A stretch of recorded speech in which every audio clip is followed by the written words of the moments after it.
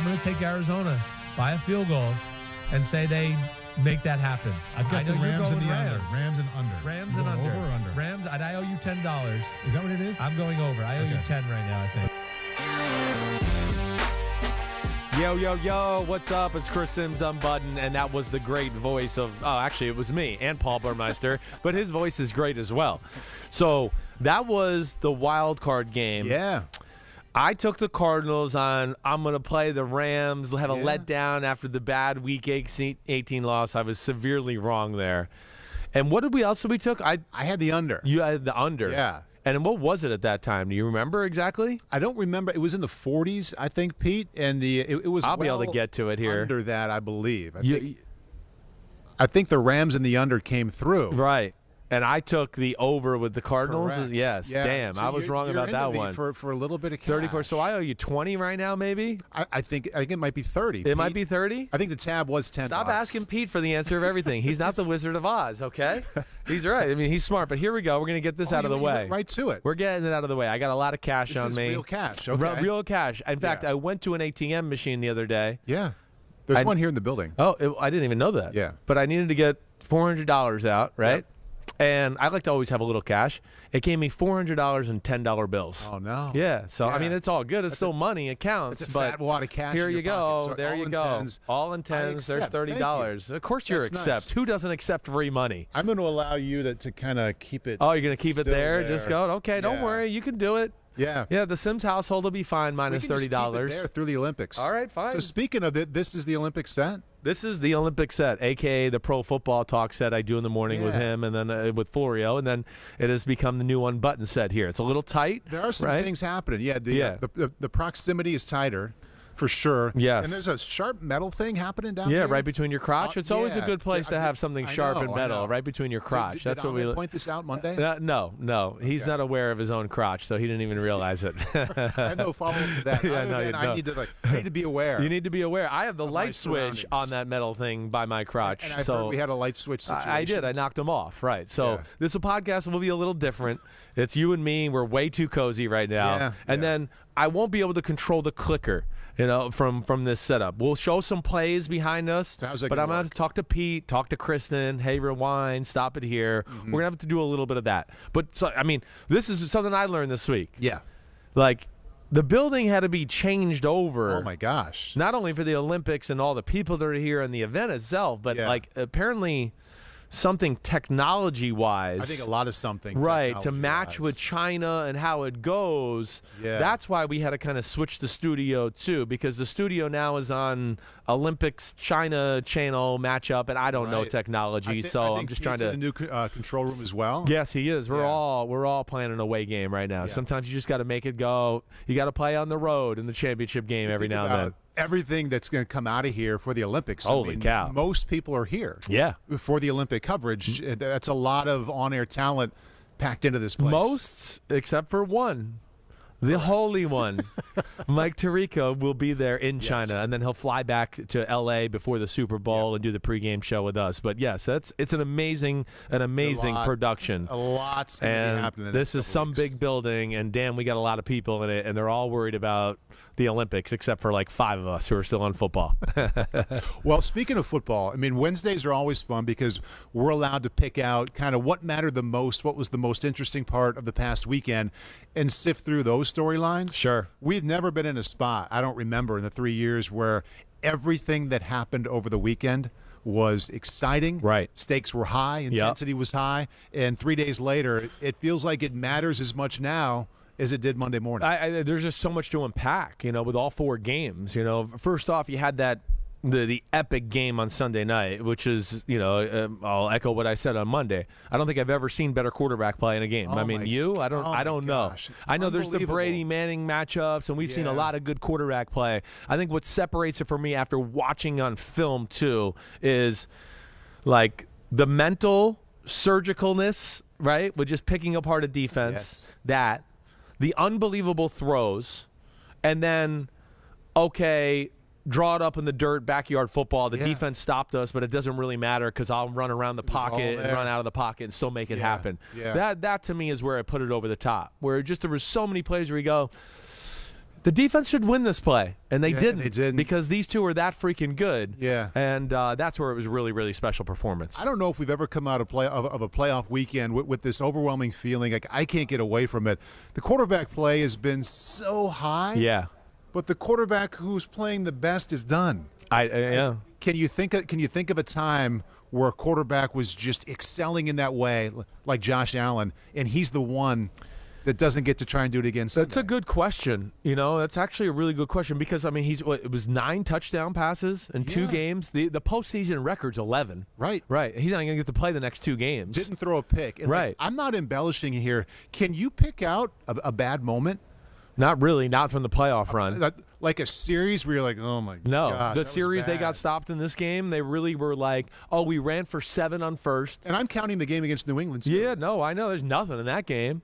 And even this game, when I go, oh, they got stopped, it was, oh, they ran for 7 on first, and then on 2nd and 3, they tried to run again. Oh, they didn't get it.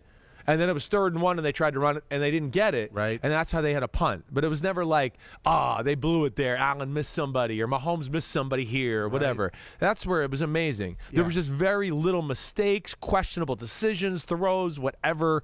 And it was, yes, one of the best. I think it's the best quarterback duel I ever saw. And, now you got me thinking, too. No, I can't remember a quarterback being hot like that and then going home. Yeah. It's a rare one. It's really made me rethink this unofficial stat that I use a lot to talk about quarterbacks' wins and losses.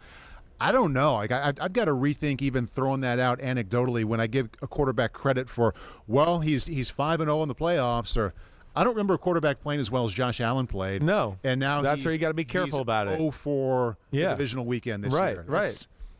Yeah, that's not a quarterback problem. Really sticking with it's not a quarterback problem. Right. Yeah, it's not. It's still a team sport, and we all got to realize that. And again, Jimmy Garoppolo is going to get the victory over Aaron Rodgers. I mean, he didn't play. Not that Aaron Rodgers played great, but he didn't play better than Rodgers. I know that. And he made the worst mistake of the game. So he's got a great record in the playoffs. Jimmy Garoppolo, look at that. Man, he's such a winner. Even though they tried not to throw with him in all these playoff games. Right. And they try to hide him to a degree. Yeah. He's going to have the good playoff record. So maybe he is an all-time great. Maybe he is. Maybe he's the guy. Because you just can't beat him in the playoffs. He's so clutch. Take him in the draft. So that's over where Josh I'm being facetious, of course, here. It's there's been a lot of different ways to sort through all the interesting things that happen, and that's one of them. Let's start with the AFC. Yeah. We're talking about Josh Allen quite a bit here to start off, but let's focus on the Chiefs part of that victory over the Bills, 42-36 in overtime. And I think a good place to begin is with Patrick Mahomes. How was this game? All the key moments in this game, how were they examples of how he has sort of evolved and how the team, I don't want to say reinvented itself. Right. How they are a better version of themselves now than they were in mid-October. Yeah, sure. It's a totally different team as far as the way they're executing, and I think just the confidence they have in their team right now on both sides of the ball. Here's the first thing, and just a banner statement I would make when you ask me about the Chiefs and their offense and what's different. All right, here we go. Throw it all out the window. It's all gone. Because he's the fucking Zen master now. You want to talk about patience? All right. That's not a question with Patrick Mahomes anymore. He has squashed that question over the last month of the season. It was a question in October. Definitely was. Big question. Yeah. Going, why don't you stay true to the read? This guy's open. That guy's open. Why are you looking for somebody better? Why are we getting out of the pocket when 2 guys are open just to look for, wait, that's a 20-yard completion, but I want a 40-yard completion. I'm going to get out of the pocket and try to make something. There's none of that right now. So that's where, hey, I was a guy sitting here, 6-7 weeks ago going, and I'm sick of the, you got to score touchdowns to beat the Chiefs, right? Yeah. Okay, well, we're back on that. You got to score touchdowns to beat the Chiefs. We're back on it, for sure. Yeah. Because he's shown no evidence. He seems to really be playing within himself. He's seeing the field perfectly. He's throwing the ball perfectly. Man. Every ball comes out of his hand. Perfect spiral, on the money. When there is nothing there, he's not necessarily looking to get out of the pocket always. Yeah. Like in the game the other night, how many times did he scramble within the pocket, right? Yeah. Where you're like, wait, nobody's open, but he's still like running around in a circle in the pocket making people miss, trying to look for throws that way. Yeah. That's where it has gone to another level. And that's where I think, like, specifically to this game or looking forward, I don't think you can play we're going to take away the big play and hope they get impatient and mess it up card anymore. I think that's out the window now. He's proved he has the answers for that. He's got the answers. Yeah. I think the teams realize what they're capable of when he does play that way. He's not trying to do too much. Again, there was not really one dicey decision in the football game, and I think that's the big thing I look at with them is the patience. I mean, again, you look at the drives, right, Paul? I mean, this just says it all. First touchdown drive, 11 plays, 74 yards. Second touchdown drive, 12 plays, 86 yards, right? Third scoring drive, field goal, 13 play, 54-yard drive, all right? Then you have a 5-play, 61-yard drive where Hardman rips off the long run for the touchdown. But, again, I think all those numbers speak to a patient football team once again. For sure. And it continued in the second half. And, of course, they're going to make their big plays. So that's why they should be patient even more. Right. Be patient because Tyreek Hill might catch an in-cut and just run by everybody for 60 more yards. Yeah. And that's where I think they've learned that lesson. And then the other thing, Paul, that I'll go to that I think is important for them, and maybe not as important as I was saying 6 or 7 weeks ago, because that's where I still wasn't in the trust tree with Mahomes, and I'm going, I don't know if we can trust them to be patient yet. Yeah. They need to run the football against some of these looks. Right. The safety's 20-yard deep, run the ball. I don't feel that is as necessary now because he's proven to me he's back to being patient and playing the right way. But when they do run the ball, it does open up more of their offense. And that to me is where I like it. Not that they got to run it a lot. Just the other night, like enough. What we saw, right? It was just enough. Yep. 7 carries, 60 yards for Edwards-Helaire, 10 carries, 24 yards for McKinnon, Perfect. Right? So you look at that and go, damn, 17 carries, 84 yards. I'll take that. Yes. And then what you lose sight of is, wait, now that opened up a few play-action completions for us that we got, and it made McCole Hardman available to go around the edge because they've seen the ball up the middle, so now we make an explosive play in that, and all of a sudden we look at it and we go, we ran for 182 yards today because of those plays, and then Mahomes scrambled a few times. So that's where I get back to, yes, they have a running game that when they need to on 3rd and 2 now, they can rely on it, and it's dangerous enough to where teams can't always sit back and go, we're going to play 2 deep. So there's 2 things there that have kind of ruined it. The patience and the run is where Bengals, you can't sit back and think you're going to play, we're going to just bend, don't break, and they'll mess it up. Not anymore. I think that's official, and they're going to have to tweak their game plan a little bit. And this is something new-ish that the Chiefs have developed, that they have to run the ball double-digit times, and they have to have at least a little bit of success. Yeah. With as much as they've evolved, and Patrick Mahomes, as you say, now the Zen master, a little more patient. Andy Reid's had to tweak what he's done as well. We're also kind of back to this space with the Chiefs offense. You think about stopping them, and now that they've really got it going again, it is the combination package of Hill and Kelsey. Yes. So a lot of different stuff. Right. Pat on the back for evolving. To me, it's still now about what kind of production are those two going to have? Yeah, and sure. How much can you limit those two? Sure. We're going to take a look at some key plays here late in the game and also overtime. And of course, it's Tyreek, it's Travis both times. Yes. Just like it always has been. Let's go with the play, and we'll see how this works behind us now. Yeah, right. Late in the game, 64-yard touchdown in the final minute. Well, I mean, this is where, again, we're already in the middle of magic time here, right? You see 3 receivers to the right. Tyreek Hill's on the bottom of the screen there. On the left, Kelsey's out because he just caught a pass, and I think he's just tired, right? So you're going to see the snap. Hey, this is what we saw a lot during the game. The Bills, first off, they can't play, as last week against the Patriots, you can play man-to-man because there's nobody to be scared of. Right. This group right here, they couldn't play man-to-man unless they played 2 deep safeties, 2-man, which they are here. Yeah. So that's what the game was. And again, this is just, they can run the ball with these looks if they had to, this is a time where you got to throw it, but they've run the ball very successfully against these looks, and they got a lot of answers for these 2-man looks too. Now, this play here specifically, what we want to really look at is the bottom of the screen because Hill's going to run the in-cut. He's got Levi Wallace covering him. Levi Wallace playing 2-man, right? He should never let anybody break inside of him. You could see there he's playing inside. He's trying to prevent it. He's trying to prevent it. I know it's a different animal when you're trying. It's hard here, and I'm certainly not trying to It's on his mind. He's been told. He's been told. We can't let it happen. Yeah. Because we don't have any help on the inside of the field. Everybody's playing man. You got safeties that are going to go. The two safeties you see towards the left of the screen, they're going to go high and wide. So you're protected if they run a deep out or a deep corner. To even where if you don't make the play, the safety's going to be able to rally and make the tackle with you. But now let's roll the tape, Pete. As you see this go, first off, this is just where it's a special player by a quarterback and the receiver. Let him go.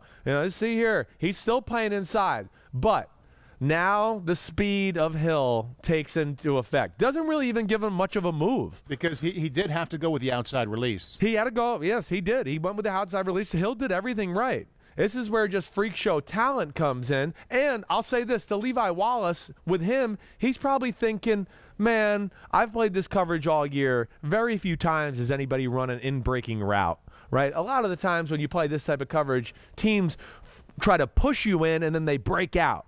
And that's how you kind of beat this two-man. Well, here's nothing at the top of the route stem, but just then pure speed, right? So rewind it just a little bit, and then let's play it in fast time because there's two things I want to say here. His ability to turn the corner and then the throw was absolutely insane. Perfect. Because it was perfect, like you said. Levi Wallace, even when the ball is caught, is not in a horrible spot. I think if you take 99 out of 100 receivers in football, you'd go, well, he's still going to make the tackle after he caught it. Right. But because Mahomes threw it with such great anticipation and pace on the ball that it got on Hill right away, he does not have to break the stride to any degree. In fact, he probably had to speed up just a degree to catch the ball. Right. And now he's able to go, hit it running, and Levi Wallace, who was in good position, can't even make a tackle or trip him up. Right. And this is where you heard Sean McDermott talk about speed on our defense has to be addressed. Well, they're Hyde and Poyer, they're really good safeties. They're not speed burners. They don't have any other corners on the team that are speed burners. In their defense, I don't know who would have caught him. No, you're right. It's a rare few. It's a rare few. You're right. But caught him, and not even the ability to really rally. I think this is something that jumped out to me down the stretch with the Bills, and I think it's, again, why McDermott brought it up. Right. They need more. They need another real cover corner to go along with Tre'Davious White when they get there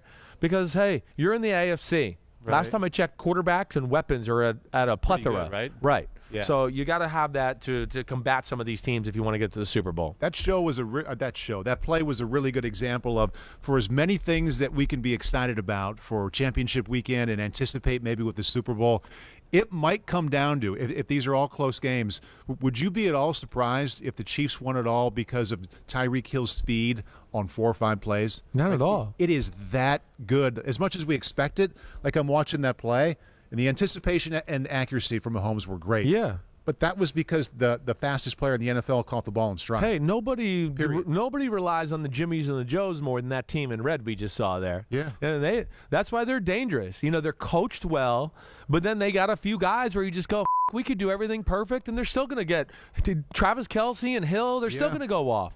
And Mahomes is still going to go off. And yes, that's where they're an extremely dangerous football team. And that's where they're becoming dangerous to defend and hard to stop that way is, I picked the Bills to win by a field goal. Yeah. But I think the one thing that I think as I watched the game back, I went, man, the Bills defense, it just is not a good matchup for them. It's not. The Bills are still missing, to me, a real difference maker on the defensive side of the ball. They don't have a Chris Jones or a Frank Clark. D-line? Yeah, they don't have that guy. And it really, as a whole, their corners are not as good man-to-man cover corners as the Chiefs either. Kind of running through, off the top of my head, the front 4, front 5 for the other team still playing. They have at least one guy, a lot of times 2. No, usually 2. Right. Exactly right. Exactly. I mean, you look even in the Bengals, who they're going to play this weekend. DJ Reed or Hendrickson, they're a handful. Yeah. They're more of individual talents than anybody the Bills have on their roster. We know the 49ers and Rams got them, and we just mentioned the Chiefs. Yeah. So that was one thing that jumped out about the game. We don't have a great 4-man rush. We don't have great cover corners. And now we're playing a team in the Chiefs that we know is dangerous and can throw and can beat man-to-man and do all of that. But what's different about the Chiefs this year, even compared to last year especially, or the Super Bowl year, is they can block those kind of D-lines all game long. The Chiefs' pass protection is phenomenal. Yeah. Phenomenal. Yep. They are really good. That was, after they lost the Super Bowl, that was job number one. Job number one. They spent that way. They invested spent that wisely. Way, it's paying off. It's paying off. Exactly right. So now Mahomes can feel comfortable, and then when there's nothing there, it goes back to like what we talked about. Yeah. He'll just run around in the pocket and wait by time and read blocks, and then if he's got to get out of the pocket, he'll do that. But, man, those guys stay on those guys for a long time. A couple other pass plays we want to take a peek at here. I think this is the epic game-tying drive after Buffalo came back and scored again. We have a couple here, another one here from Tyreek. Yeah, well, this is the end of the game, right? They're trying to get the field goal to go into overtime, okay. Right? And here you go. I mean, again, it's Tyreek Hill to the left. Chiefs got timeouts, right? So he's the inside. He's the inside of the three bunch.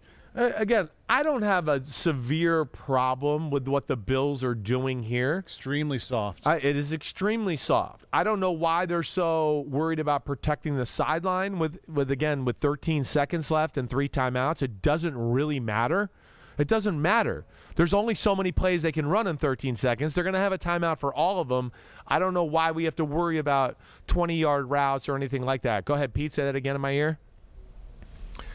Yeah, 15 yards off the receivers, and Pete's saying in my ear. Safeties are 25 and 30 yards deep. Exactly right. So I think you could question that alignment to where I'd go, well, I don't know why we're not at least a little closer up to maybe 5 yards off these receivers just so they can't just run totally free. But here, I mean, it's the perfect play call for this defense. Just throw him the ball. He's got 2 lead blockers. And guys are so far down the field that it can just go. Let it go, Pete. Bam, catches it. And now you got guys in space that got to rally and tackle what you just talked about, a guy that flies. Yeah. And he gets 20 yards. This is, everybody's been talking about the decision to kick off instead of squib it. Yeah. But this here is kind of twofold. To line up in a clear and obvious prevent defense when the other team has timeouts to use. It's one thing if they didn't have any timeouts. Yeah. Okay, you're not going to get bias. Right. Cool. Because they might only run one play. Right. They can call timeout here. That's where I don't get it either. That's where I bet you, McDermott, Leslie Frazier, if he's not a head coach somewhere after the end of the year, they're going to look at this and go, wait. We got to approach this a different way the next time we're in this situation. They gave them 15 yards. Gave them 15 yards. Gave them 15 yards. Gave them 15 yards, and the fact that it happened so quickly, too, to now, whoa, wait, they can run another play to get 15 or 20 yards, and if they get it, they're going to be able to kick the field goal. And that's where it was backwards. It really was. I still think the not to kick the sky kick is still, to me, the most egregious mistake here at the end of the football game. I understand not squibbing it because you don't have great control. You're not sure it hits one of those guys in the front or second line, and all of a sudden Mahomes got the ball at the 40-yard line. Everyone would go, well, that was so stupid. You squibbed it. But once I don't see Tyreek Hill back deep, I would have kicked the sky kick to the 5-yard line. Yeah. And then, okay, great. They fair caught it? Fine. They're going to have to go a long way in 13 seconds to get a field goal. Yeah. That's probably not going to happen. Oh, they returned it. Well, they're only going to have like 6 seconds left in the game. They're going to have one play, and that's it. Right. And that to me is where they dropped the ball. But this certainly did not help this play right here. I think this is kind of the defensive equivalent. Everybody hammered the Cowboys a couple weeks ago, last week, for running the quarterback draw with 14 seconds left. Is that really other side of the ball now defensively? Is that any worse than lining up in this defense? It's not far off. I'm not going to disagree with you here a whole lot. I hadn't seen this angle. Again, but the safety's 25 and 30 yards off. That's where I don't get it. Listen, I understand you're in a tough bind. It's the Chiefs. They can throw the ball deep, and they got explosive plays. But again, what I would have sat here in a lot of ways is just gone, man, the 2-man you've been playing for the whole time. That would be a good play right here. Right. Just kind of get up in their face. All right. He's going to have to pat the ball in the pocket and wait for something to get open. And then he's going to have to make some sort of challenge throw to go on top of that. Incomplete. They got one more play left, Or you just hope, hey, maybe a few more seconds than that ran off the clock and they didn't get a free 20 yards doing it. Right. So there's definitely different ways to play this, and I don't agree with this approach. Right. Okay, so Tyreek played out, Pete. Yeah. Catches it with no one within 9 yards of him. Sprints ahead past the 40 up to the 44 timeout. So thank you for that giant chunk of yardage. Yeah, that was a gift. And now you got sitting here going 8 seconds, and you're going, all right, oh, crap. All right, so what are they going to do? They'll obviously change it up, right? Yeah. They'll change it up. No, they won't change it up. They play the same look. Safeties are even farther back. They're 30 yards back, both of them now. Linebackers are a hair closer. Again, what I want to say is, why are we worried about protecting the sideline once again? All right? And to me, here's the biggest issue. Just pause it right here just for a second. First off, at this moment right here, you see 97 on the right side of the defensive line. He's standing up. He's right inside of Tyreek Hill, number 10, right? Yep. Him right there, he's a spy, right? So one thing I would have probably said is, this formation right here, spy, why not get over Kelsey and jam him, and then you can float to the middle and be a quarterback spy, right? So Mario Addison, number 97. So that would be one thing, just off of alignment that I know I've been around where, like, okay, that guy's not rushing. Have them disrupt somebody so they can't just run free down the field. The other thing I don't understand about the alignment, I'll say here, is why is, and we're playing cover 2 here, the left corner, Levi Wallace, on the 50-yard line, 7 yards off and another 4 to 5 yards outside of Travis Kelce, let alone now the weak side linebacker, Matt Milano, is on the right side of the center. Look, they've kicked the linebackers over to where Tremaine Edmonds is so far out, he's over the wide receiver, and now Matt Milano is on the right side of the offensive line. So there's a huge crease here for Kelce. Yeah. And that's the other thing. I just go from alignment purposes, man, that's tough no matter what. I mean, if they called a go route, even if they called a corner route or something like that, I have a hard time. Kelsey's going to settle down in this hole regardless. Now, it's cool they planned this out before the play. You hear in the snap count, Mahomes literally said, do it. Yeah. But look at where they are. Wide open lane. As wide open as he had the entire Nobody game. to worry about on the inside part of the field. So Safety's he can a non-factor. Safety's not. Linebacker's not. Corner's in a position there he can't do anything either. And that's where I just don't quite get, the alignment or the approach there. I know it's 13 seconds. It's not a lot of time, but it's this group right here. Yeah. And they have 3 timeouts, and I do think you got to challenge the offense a little bit more in these scenarios. Well, credit for the alignment for the Chiefs for having Hill and Kelsey on opposite sides. Definitely. That's nice. But, I mean, for Buffalo, they're playing for the field goal. They want to get into field goal range so that area in the middle of the field, however large it is, 20 to 25 yards downfield, that's where they want to attack. And by having the safeties 25 yards plus deep, you leave one linebacker in there to cover all that space. I know. It's an impossible job. Exactly right. Yeah. So, again, I don't know what it is. You think Tyreek's touchdown scared him away from playing that cover 2 Probably. man? They were probably a little scarred by it, I would think. Yes, maybe. But that's just too soft altogether. I have no problem with even just playing that defense. If you want to play Tampa 2 or 2 there, that's fine.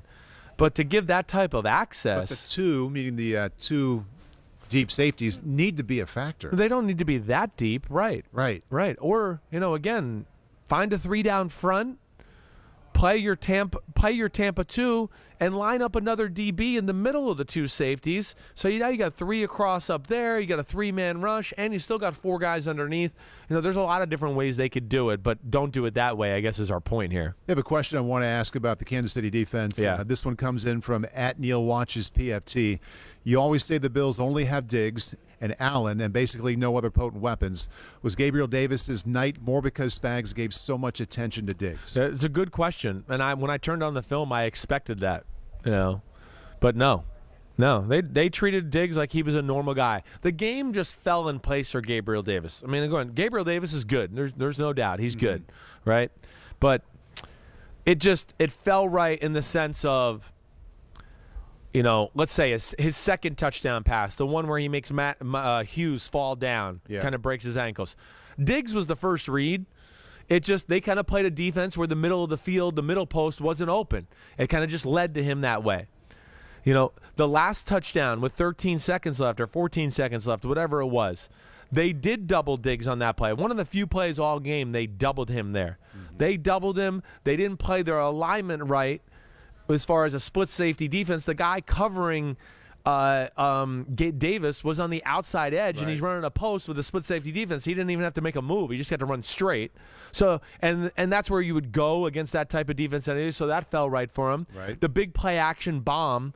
The Chiefs played a 2-deep coverage, and they did play cover 2 to Diggs' side, and I think really the Bills expected that on that kind of formation. They got in a running set, and they probably went, wait, let's use Diggs as this short decoy, so maybe we could sneak Davis deep. That's how it worked out. So the game kind of fell in his favor, but man, he played unbelievable.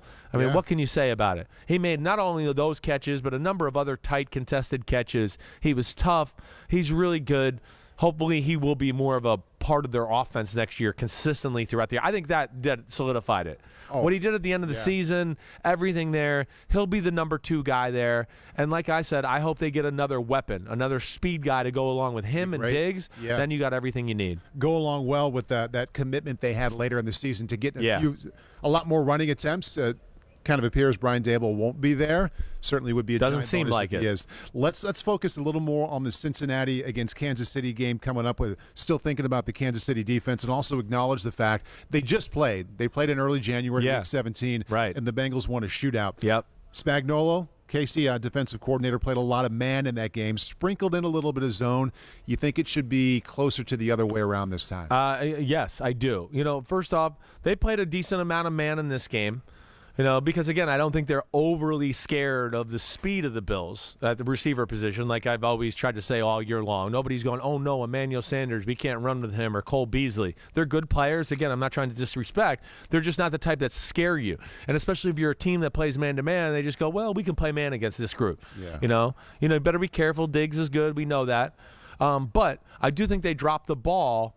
This game, listen, they had no answers on defense. No. I mean, neither team did, as you could tell. They also didn't against Cincinnati 3 weeks ago. They did not. They did not. And I know we broke that game down, and we're going to clip this out. So if anybody wants to go back on YouTube and watch what I said in Week 16 in the Bengals-Chiefs game, yes, that'll be out there, and you'll see some of my thoughts about that matchup and what happened after that game. But I think some of the things hold true to me as far as what I said after that game and going forward. One, like, hey, just like the Bills, it's cool to play the Patriots man-to-man. You can't play the Chiefs man-to-man. Yeah. So the Chiefs here, I would go, it's cool to play the Bills man-to-man, but there's no way you can play the Bengals man-to-man. There's no way you can match up with them across the board. Right. And why would you want to? One, because you know those guys can beat you in man-to-man coverage. Mm-hmm. Also, why would you want to when you just watch a divisional game and you'll watch back your game and go, damn, they can't protect him. Right. If he has to pat the ball once, he's getting sacked. Right?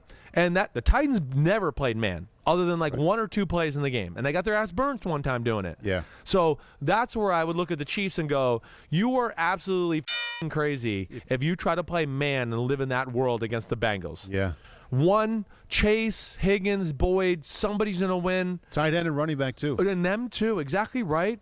2, you're giving Burrow a free pass to get the ball out of his hand. Yeah. He doesn't really have to worry about reading something, whatever. It's just, okay, wait, nobody was open. I'll throw a one-on-one ball to Higgins or Chase. And that's what they did a lot of the times in that first matchup. The combination of how they got beat, a man against Buffalo. Yes. And watching the film every day that goes by, watching Tennessee get pressure on Burrow without man. I mean, just kind of piling on what you're saying. Exactly it would be right. A shock. I would be shocked. You got to. And the first time around when they played zone, they won almost all the time. The Chiefs defense. How often would you say that was? Just a guess. It wasn't half, was it? It was probably half. What happened is he got scared to do it as the game went on because of the 2 big Jamar Chase plays. He caught the slot out route, and they were playing Tampa 2, and he just outran everybody rallying to tackle him, right? So that's one where I go, listen, that's just a great player making a great play. Yeah. And I'd like to think you guys will rally and tackle better this time around. The other time, and I think you were here for us to show it, was he hit a cover 2 ball, like a hole ball on the left sideline, because they had noticed something at the drive at the end of the first half, that the safety didn't get high and wide. Sorensen wasn't getting to where he should go, and they hit a long touchdown to the sideline to Jamar Chase. So I think that scared Spagnuolo out of zone coverages a little bit the first time. But as the game went on, I kept writing down, and Pete's seen my notes, so I kept going, you're playing man-to-man, they get 20 yards. You play zone, they're barely averting disaster every time. It's always like, oh, he's about to get strip sacked or hit or fumbled in the ball, and he just got out of his hand. Yeah. Or he just threw it away. Or he did get sacked. And that, to me, is where I think they got to look at it this time around and go, okay, we got to change this up a little bit. 3rd and 27, let's not play man-to-man so he could throw a back shoulder to Chase 30 yards down the field. One chance you have as a quarterback. Really, I mean, you walk to the line, you know it's a long shot. You see man-to-man, you're like, oh, maybe. With that offense, with that offense, why? Yes. Right. Why risk that? And then with your defense versus the defensive line versus that offensive line, just again, you're letting the quarterback and the offensive coordinator off the hook, I think, by doing that. Let's look a little bit more now. We're still talking about the AFC Championship game, but flip it to the Bengals. Sure. Focus a little bit more. Yeah. And whatever headline you want to pick is what excites you the most about the AFC Championship game. But at some point you have to wonder, defensively, can they slow down Mahomes? Yes, Can they keep him under 28 points? Can they keep him under 24 points? Right. So Cincinnati's effort against Tennessee, keeping them to 16, at least provides hope that, okay, they have more than a fighting chance here. Yeah. What part of what they did against the Titans to get the best of them really stands out to you 3 days later? Yeah, I think where – hey, we know the Bengals offense is good, right? Yeah. We talked about the Chiefs offense. I think it's gotten even better since that first matchup, right? They're more patient and all of that stuff. The Bengals will be the next unit, I think, after looking at the Chiefs and going, hey, their offense and Mahomes, and they've got everything fixed and they're rolling. Yeah. The Bengals defense, I think, has grown a little bit too since then. And the fact that where really the last 2 games, the playoff games, I've seen more variety in defense. That, to me, is what gives them a fighting chance. That's it definitely you didn't does. See in the regular season as no, much, it bothered me a little. You're right. It bothered me a little bit where I went. I like the defense. They got a little of everything, but they're a little too basic. Yeah. They don't disguise at times, and I just want to go. It's good, but to get out of the AFC or get to the playoffs, we need a few more wrinkles. Did that start with the Raiders win? It started with the Raiders win, where there was a few blitzes and things where I went, "Ooh, I like this. Holy cow!" They had some guys walking around the line of scrimmage. I think Hubbard in that game was the guy that was kind of roaming and blitzing as one of the 4 rushers. But that was something that jumped out to me about this game against Tennessee. Some real looks, again, like you and I talk about a lot. The ones that quarterbacks hate. Yeah. Blitz 2, drop 2. What are they doing? Wait, am I picked up? Who's Did we coming? protect this right? Wait. Yeah. Oh, shit. Wait. All right, we did pick it up. Wait, now what's the coverage? Oh, crap. I've been hit. Oh, damn it. So that's where they've added a little bit more of an element to their defense, which I think will come in handy because, like we talked about, you can't just sit back and go, we're going to play cover 4 and they'll mess it up. That's over. Yeah. That's over. Don't expect to win the game that way anymore. And that's where they got good cover corners. They got a decent pass rush. But they're going to need a few calculated risks, and let's mix up the coverage a little bit if they want to pull this off. I say DJ Reader. Yeah. What he did against Tennessee. Oh, my gosh. Where's your mind go? I mean, just an absolute sledgehammer in the run game. Right. DJ Reader's the best run-stopping D lineman left in the playoffs. He's a guy that really we probably should give credit for a little bit more. I think if we look at playoff weekend and you told me who were the best 3 defensive players playoff weekend, I'd go Jeffrey Simmons on the Titans. I'd probably go Von Miller, who just popped all game long against the Bucs, and then I'd probably go DJ Reader. Yeah. He was a big part of why they stopped Tennessee's run game and Derrick Henry and company couldn't get going. He was amazing. He's a space eater, and he's got some explosion and power to push people back in the backfield, and he's going to have another good game this week if they want to win it. I think you brought up your headline with the Bengals defense, and it really all started, I mean, attention going to them. Remember, the Raiders had 1st and goal from about the 10-yard line late in that game. They prevented that score, and they kind of rode that momentum into really getting the best of Tennessee. You said that you like how they've evolved. They're a little more willing to do different things. Let's see some examples now against Ryan Tannehill and the Titans, because he was sacked a lot. He was frustrated a lot, threw a lot of picks. I know you kind of had a lot of selections here, or a lot of ways to go here in finding ways to show us this. Yeah, I mean, Tannehill didn't play well. There's no other way. I mean, it's not that he didn't play well. It's just he had three plays that were bad. And 2 of them were really bad. Yeah. Right. The one that wasn't so bad, I don't want to sit here and blame him. The Mike Hilton, I'm going to throw the bubble screen to the receiver, and the guy made a great play.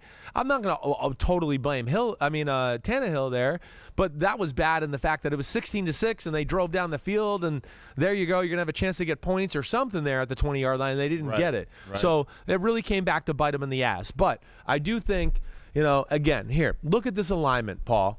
It's pretty cool again. It looks like it's an all-out blitz, right? Yeah. You're thinking, damn, they're bringing 7 guys. It's just going to be 4-on-4 and it's downfield. Not just pre-snap. Ball's been snapped. And it looks like a big And blitz. it looks like it, right? Yeah. And that's where it's cool. And I think this is some of the stuff you got to dabble in a little bit if you're going to play the Chiefs and beat the Chiefs. So now, go ahead, Pete, let it play. Watch how they do this. They end up bringing 5. And they bring 5 to one side almost and have people dropping for underneath coverages, let alone, hey, they got some corners they can trust. Their corners are better than Buffalo. Right. So they can, like, a handful of times go, hey, Awuzie, Eli Apple, we're going to try this little blitz. You're going to be a little compromised. But you do it within the realms of risk calculation too, to go, wait, I got them in a distance or a formation here that I feel pretty good about. I know what they're going to do. And that's when you dial up this kind of, again, it's just one guy, but they're risking it a little bit up top of the screen with people playing in some man-to-man situations. But if you go back, Pete, again, just a little bit like right after the snap, you got a blitz like this. Okay, you're thinking, quarterback's thinking, I'm hot. I got to throw the ball over the middle to somebody. Wait, 55's in the way. Oh, no, I don't know if I can do that. Down here, 91 hit Hendrickson in the tight end position. There's nowhere to get him the ball right away. And by the time everybody starts to come free, guess what? The creative blitz got to town. Yep. So this is what I'm talking about, what I like from the Bengals. There's a handful of these plays during the game where I go, I didn't see them do this stuff a lot in the regular season, and it's coming about more and more in the playoffs. And I think, again, if they want to beat 49ers, Rams, Chiefs, whatever, to go where they got to go, they got to do some of this in some situations. Hey, Pete, if you can, take it back. I know we're looking at from the quarterback's point of view on this one. Take it back. There we go. So take it back as far as you can pre-snap. So there we go right here. Okay. So as a quarterback, because I just want to highlight this because we always talk about ways to confuse a quarterback. Right. If you're at the line wondering who's coming, who's not, you're really thinking about the 2 DBs. Like, yes. Are they coming? Right. They're showing their blitzing. Right. You're not thinking about the 2 down linemen to your left. You just assume they are. You're exactly right. One of them ends up taking away the hook zone. Yes. And one drops back to the other side. Right. So, it's not only confusing and wondering how many are coming, the guys that don't come aren't the ones that you would have predicted. Exactly right. It's really cool. It's really smart. Yeah. It's really smart. I bet you the numbers bear out that Hendrickson comes in these kind of looks all the time. They probably self-scout themselves and go, let's throw a curveball here, something of that nature. But either way, yes, it is going to be that type of stuff, and I think it's smart. Is it risky? Yes, but it's got a lot of different elements that can be annoying to a quarterback. Yeah. Quarterback sees that alignment, he's going, they're blitzing. I'm going to have something here. Right. Oh, wait, it's not a blitz. I got none of my quick throws. Wait, let me wait for somebody downfield because there's still a little, the pass rush here is creative in the 5 to one side. Yeah. They couldn't get them all over there to slide the line that way and react quick enough. Right. So it has a lot of aspects, I think, that, again, will work against any offense as long as you got to have a feel for that offense a little bit and what they do and what they like to do. And the cherry on top, 55. Who's 55? Wilson. Okay, Wilson. Yeah. Not only did he not come, creating confusion, he took away the one Takes easy away the guy in the completion he middle. had. That's what I mean. So most teams and quarterbacks, they go, I get this blitz. Yeah. I'm going to have something in least the I can middle go of over the the middle. field. Yeah. Right. I'm going to have something there. Well, Kelsey, Tyreek Hill, off of this, you better be careful. You better be careful what you see, Mahomes, because there might be somebody dropping in that area that from the other side of the field you don't see. As we just saw there, sacks were a big part of what Cincinnati did. Interceptions also a huge negative for the Titans. Definitely. I'd like to see a couple of those here. Yeah, definitely. I mean, again, it's a game where it's a weird game. Yeah. I mean, really, there's games, if you didn't tell me the score and I was just watching this on film, I'd go, wait, the Titans are winning here, right? They're winning by 2 scores? They're winning by 10? Mm-hmm. Wait, what? They're down 9-0? What? How did that happen? Yeah. Okay, well, here, let's play a little game here. All right, first off, this was one of the things I saw through the day. I always love doing stuff like this. You see tight end to the left, all right? This is a run play. It's an RPO, right? The Titans run this play a lot. It's like inside zone, the tight end, 87 on the left, he goes backside to kick a guy out. They run this play a lot, the Tennessee Titans. Lou Anarumo, I'm messing up his name, Lou Anarumo. Sorry, he's from Staten Island. He's awesome. He's the man. But, I guarantee, this was a automatic check or a call the defense made when they got in these alignments, going, wait, we can't stop this play because they're going to get us in a passing set. We're going to play passing defense. They're going to run the inside zone, and Derrick Henry's going to cut back between the hole, the tight end blocking in the backside. Well, they decide, hey, when they do this, screw them. We're going to blitz the nickel guy off the edge. So now the defensive end 94 Hubbard can take the inside gap off the tight end, and now you have somebody on the outside gap too, and Hilton to take away any cutback run from Derrick Henry. So here we go. Let it play out. And so this is the Titans' answer. Oh, okay, you're going to blitz. You're going to outnumber us. We throw it out there. Okay, we got 2 yards, but we didn't hand the ball off and lose 3 yards because we decided to run it into a look that didn't make sense, right? Right. This is coaching here. So that's smart. And Hilton, look, he probably has a good idea, like this is what they do off of it. So he's getting his hands up. He's trying to make something happen. Well, guess what happens? 16-6, third quarter, big drive of the football game. Look at the formation. Again, tight end to the left. He's offset the ball. Yep. I bet you there's huge clues and numbers that say they like to run the inside zone with the tight end going off the backside and kicking out the weak side guy. Yeah. So that's why they have this check here. And here it comes again. The blitz, but this time Hilton knows. He saw it once, and he goes, he's not handing this off. I know that. I'm going to get this freaking ball and try to bat it down or do something that way. See, this time he takes almost a different lane approach. He doesn't even, really worry about the run. He goes right upfield to Tannehill because he's going, I see this. This is their answer. Coach told me this all week. I'm not going to be fooled by it again. Fool me once, shame on you. Fool me, can't fool me again. There you go. Okay. Tannehill didn't give any indication. There wasn't even an instant where he was handing this ball off. No. It's because this is what he's done all year. This is the answer. Yeah. There's nothing by him. He's just going, I'm getting the ball. I'm going out here. It's what I've been coached to do. Right. So, again, we're going to blame Tannehill for this. I understand that. This is tough. This is a really good nickel corner. Yeah. A team that was coached the right way and just made a great play in a big moment. I don't sit here and go, oh, man, double negative for Ryan Tannehill. Hey, shit happens. Right. It's a football field, and sometimes this kind of thing happens. But his third interception. This shit can happen. Different story. Yeah. Right? Yeah. It just 3rd and 5. The game's tied. Mm-hmm. The only way you lose the game is to throw an interception here. Yeah. It's the only way you lose right now. I mean, I know anything can happen in overtime, but to get out of regulation. So I think what bothers me here more than anything is you got 3 receivers to the right, got a Westbrook Akina at the top of the screen, number 15 at receiver. And really, he's the guy I want you to focus on. It's him versus Eli Apple on the top. And what I don't love is, all right, as you roll the tape, watch Eli Apple. Eli Apple really never backs off once he sees Tannehill get to the top of his route. See, right here, nothing really turned him or flipped his hips to a degree where you go, oh, man, I'm really going to jam. I'm going to throw this in there. Get a little turn and cross over there. I think, but this is what bothered me in the fact that there's not a ton of separation, and he's already made his mind up to throw the football. And again, I know, it's not like the worst, the most egregious ever, but it's a situation where you got to be really careful. It's situation. Yeah. That's where, and they're usually a great situational team. Yeah. So just don't take these chances in this moment. We'll punt the ball, and yes, Pete's in my ear, and that's the next point. Look at 86 Ferkser. He's coming across. You throw him the ball, he's probably going to get the first down. It's 3rd and 5. So I would think he's going to get it. But out of the backfield, too. Yeah, the backfield. You got Hillard right at the top. Maybe give it to him right now. He's in space, one-on-one with the guy in Jermaine Pratt, right, from North Carolina State. But he decides to go this way. My problem is just that, one, I don't love the Eli Apple really turns or goes away, right? I mean, I know there's a little bit. But really, to throw these routes, usually the guy is like going, oh, shit, he's going to run a go route. Let me get out of here and run away a little bit. No separation at all. And it's Westbrook Akina. Yeah. It's like, if that's A.J. Brown, I bet you he goes back. Right. Even Julio, I bet you he turns because he's going, oh, shit, they're taking a shot at me. So, hey, unfortunate. Again, that's not the most egregious interception in the world. The first interception was the worst one by far to start the game. Play action pass, just stare the guy down.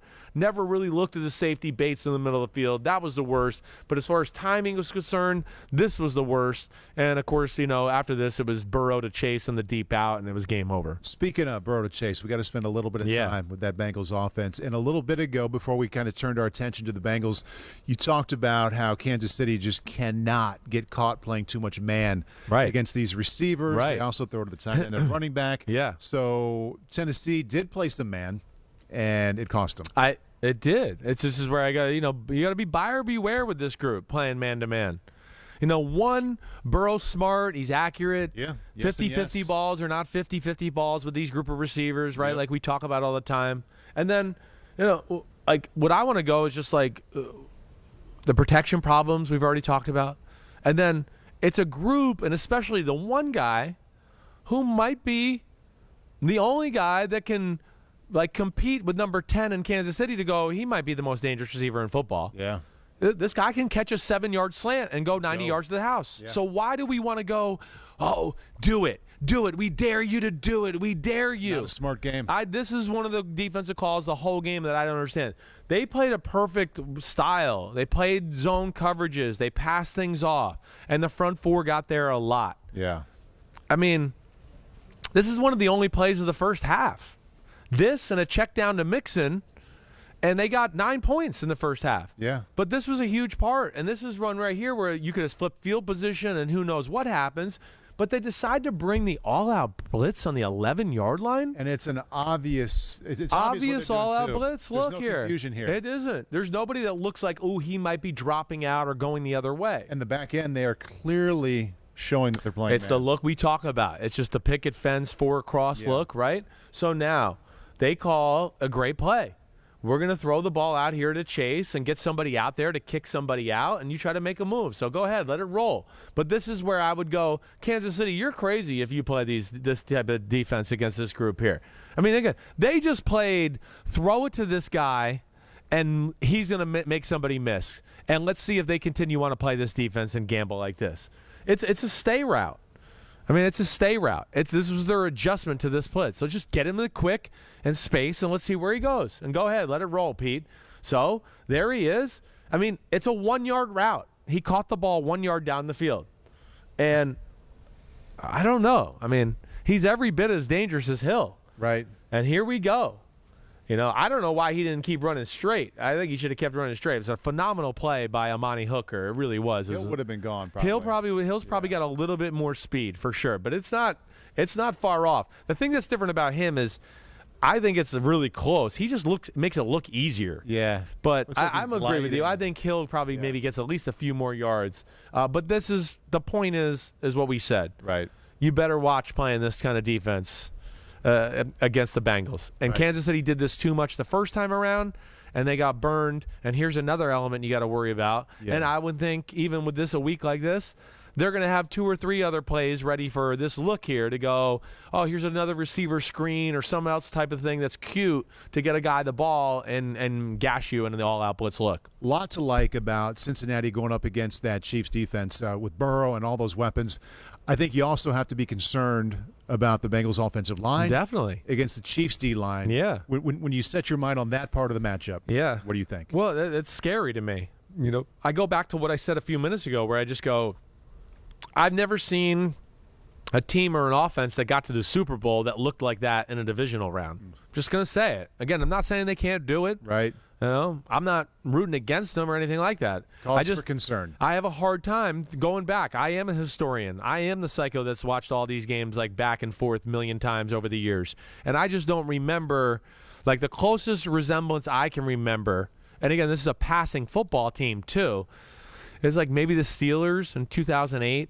That was a really bad offensive line where you went, man, can they really get to the Super Bowl with that offensive line? Yeah. Well, they had a guy like Burrow and Big Ben who can make people miss and do stuff like that. He certainly does not flinch. He's amazing that way. But it is a concern. On the road, crowd noise, Frank Clark, Chris Jones, Melvin Ingram. Mm-hmm. I mean, it's going to be tough sledding. It Maybe really is. Lead them if they know, if they feel confident that they can get pressure which is the reason you drop any kind of defense. If they can get pressure with their D-line, maybe they won't feel the need to play any kind of man or anything aggressive in the back end. I would hope so. And then, hey, linebackers are healthy in this matchup. Maybe they'll be better at rallying and tackling. You gotta concede something in this matchup. Both of these teams. You're not going to just stone cold stop the Bengals or the Chiefs on offense. So you got to pick your poison. All right. Yeah, we might sacrifice letting Burrow pick us apart here and there. But we're not going to sacrifice to the fact where if he throws a 5-yard route, it could be an 80-yard touchdown. Right. Those are the decisions you got to make as a coach. And Spagnuolo's pretty good. He'll find the right risk-reward calculation there to go forward here with. To the NFC. Start out with Tampa Bay playing against the Los Angeles Rams. One of the fun parts about doing this 3 days later is you can really kind of sift through and kind of know what your main point is about what went wrong, what went right for both sides. So when we look at the Todd Bowles defense for the Buccaneers against the Sean McVay offense, what mistakes did the Buccaneers make that really got exploited? I think, things that jump out to me right off the bat. Rams offensive line played one of the best games of the year. This Bucs D line, they're healthy, and you're going, Rams protection has been iffy. They played great physically. One, just the way they held their ground. Two, they were all over all the Todd Bowles blitzes and stuff. It's like they knew it was coming. It's like they were they had a coach to helmet communication. Like, Bowles is calling this defense. Okay, great. We'll do this, and we'll run these routes and boom. They were all over some of the schematical blitzes. My problem with Todd Bowles, I think, in this game, just to go specifically to that, again, this is one of the great defensive minds in the sport. But I've said this about him before. Too aggressive. Too much respect to the Rams' run game. You got the best run defense in football. Why are you playing the let's overload the box? I'm so scared that we can't stop an average running offense in football with my great run defense. Yeah. Let alone they have weapons that we're compromised in coverage. Why are we doing that? To me, that especially jumped out to me where I just went, man, I just can't believe some of these looks. The Bucs, all the people at the line of scrimmage, like they're playing the 49ers or some great running football team. Yeah. I didn't get that. I thought they compromised themselves a little bit being that aggressive and from that standpoint. A lot of soft corners, too. I mean, definitely. I always hate saying that they were easy because I know it's not easy. Right. But, I mean, they gave him a lot of looks that weren't like super difficult by NFL standards. I think it ties together. Because we're talking the same language. They're playing some of these looks and off coverage because they got 7 and 8 guys in the box. So they're going, wait, I have no safety help here. Yeah. Or I got one safety in the middle of the field. But damn, this is a lot of area I got to cover this guy. I can't bump Cooper Kupp and Odell Beckham Jr. all game long. Right. So I think that played into it and played off of it. Where why the extra guys in the box? Now your corners do have to play off. And they got rolling and had answers, and they gave the Rams confidence early, and Stafford's playing great. Yeah. He's playing great, and they carved him up. I think of all the quarterbacks playing right now, and there aren't too many left, if you look at the end of the regular season compared to what they've done in the postseason, like he's the one, and they're all – you can point to all 4 of them and say that they're playing well. But I think Stafford has elevated his game from the end of the regular season, that little pocket he was in to throw 100%. You look at where he was early January to where he is now, it's a pretty big gap. Huge gap. I mean, how many times during the month of December did I go, the Rams got it all working? Except, right. He was throwing picks. The run game's working. Yeah. The offense looks good. The defense is playing great. The special teams, just like we saw in that game too. Yeah. It's great. It's just, can we trust him? And he's turned it around. I think he's 75%. I think he's over 10 yards per attempt. Just like some wow. Seeing the field perfect. Yeah. Throwing the ball. I mean, he's got to be healthier than what he was. And I know he was banged up for a long part of the season. Throwing the ball, I mean, perfectly. High degree difficulty of throws for the most part. I mean, no picks. Yeah. I mean, really, maybe one dicey decision in this whole game against Tampa Bay. Yeah. And, the one thing I do notice, too, is I feel like he's shortened his motion a little. I do. Or he can get a little, like, he's got such a great arm and hand, and he can just kind of let it fly and flow like a Mahomes at time where, I was watching him warm up, in both playoff games because, it's long pregame shows and stuff. And I'm going, damn, he's like really being conscious of not letting it go all over the place. The game, of course, is going to go a little more over the place. But, man, he's on fire right now. McVay's on fire. And, yeah, I didn't understand that approach by the Bucs D. Yeah. I know we're going to see a pass play to Cooper Kupp. I want to highlight, just to point it out, just because I know you nerd out on this stuff the same way I do. His last pass against that blitz, 50 yards downfield on the money. I mean, of all the awesome passes this weekend, I mean, maybe that's at the top of the list. It's towards the top, for sure. There's a lot of things that hit here. I don't know why the Bucs are playing this defense, which I don't understand. Is the first thing I want to say. Yeah. Secondly, you're right. It's one of the best passes of the weekend. And I was going to say something else, too. But either way, the play, the control of the football, the knowing of where to go with it, even there on this play, I heard like Bruce Arians, and I talked about this a little, like where he talked about like, well, one of our guys didn't blitz. It didn't matter. Yeah. First off, one guy that was supposed to be blocked was already coming free, so he saw him coming at him, and he had another guy free. Yeah. He was on his back foot ready to throw that ball regardless. It didn't matter if Levante David blitzed or not. But this is a little bit like the Titans-Bengals game, but even maybe to a different degree, where I told you, like, if you didn't tell me the score and I was just watching the game, I'd go, the Titans are winning, right, by 10 or so or something like that.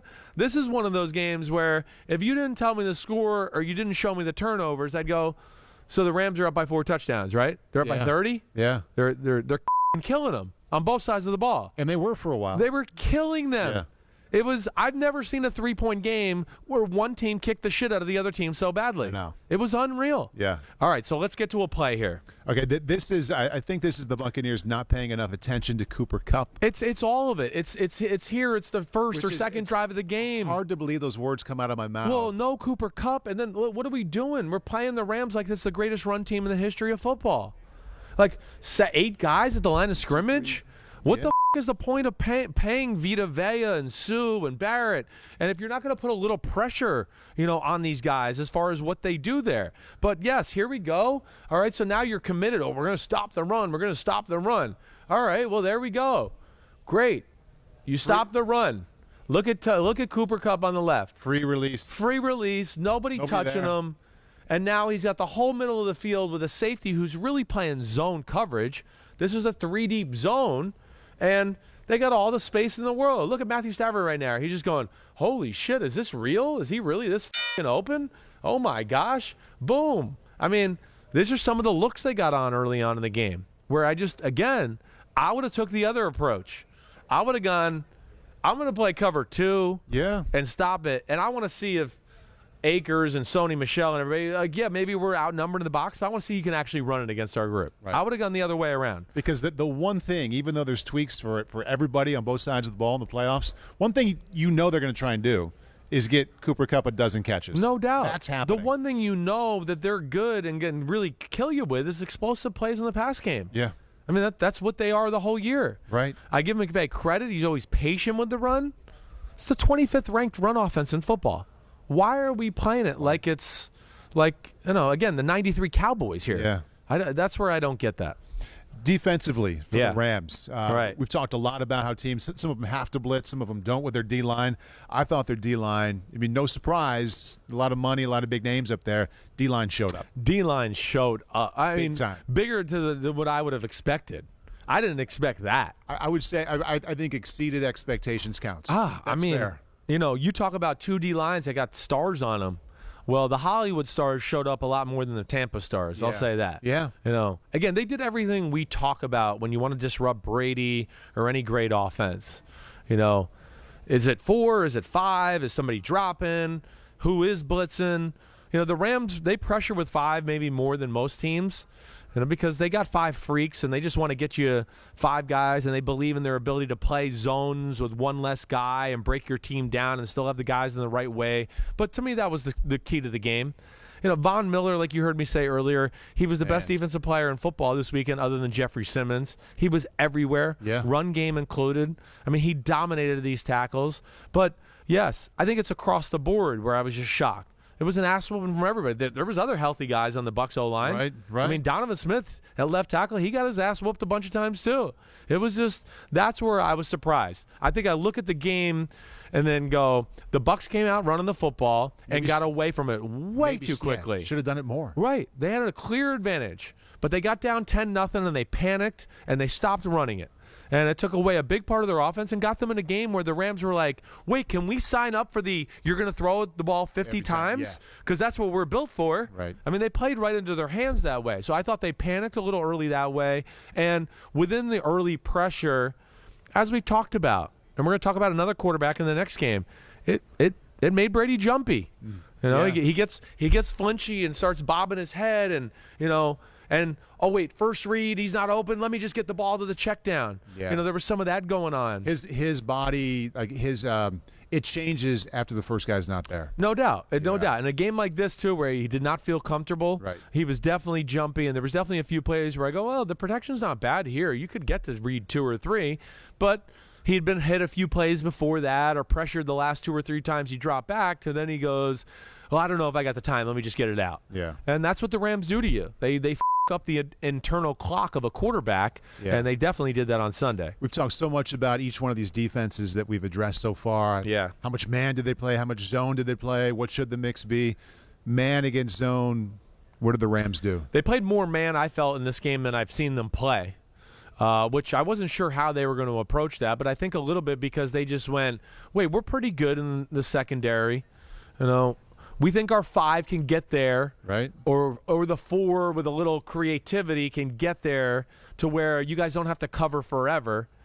But we don't want to rush 5 and rush 4 and then just always play zone, so then Brady will pick us apart for 4 yards here, 5 yards here, 8 yards here. Oh, we looked at the 4-yard completion and hit a 10-yard and cut behind it because we squeezed on that.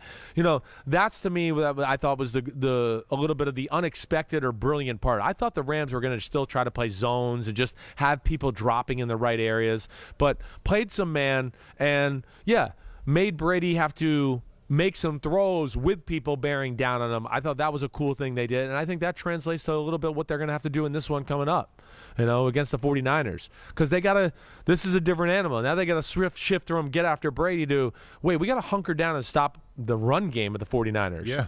And with these 5-man fronts, and I think a little bit of what they saw the Packers do on defense, they're going to be able to copy some of that stuff, but it's a different mindset altogether. So that's kind of where I wanted to go next. Yeah. The other stop in the NFC, 49ers beating the Packers 13-10. I know it's cold, and I know playoff football, teams don't score as much sometimes, but this was, only 23 total points. Yeah, really it was stands struggling. out.